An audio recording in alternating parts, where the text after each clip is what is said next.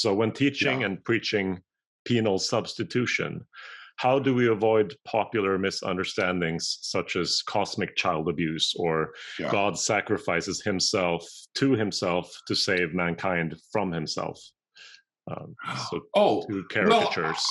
yeah, right. I think that what we have to do is to try to explain it as best we can and portray the incarnation and passion of Christ as an act of voluntary divine self substitution and self sacrifice.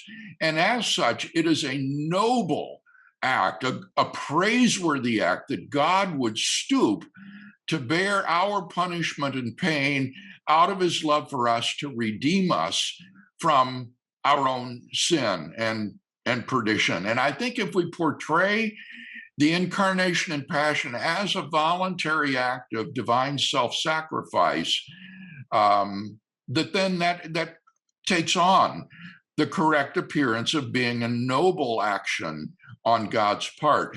Now, the part I would disagree with would be where it says he saves us from himself. It's not God who is our enemy here.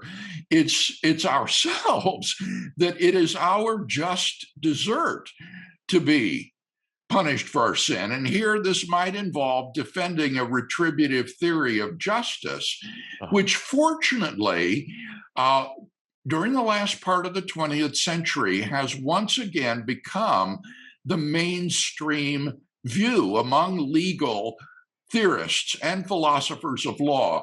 A retributive theory of justice says that punishment is justified because the guilty deserve it.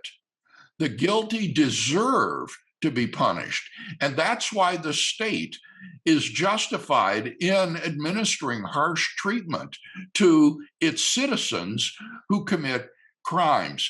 And on a retributive theory of justice, it is we who have committed moral wrongdoing, and it is our just desert to be punished. And this redounds to God's righteousness and holiness and justice.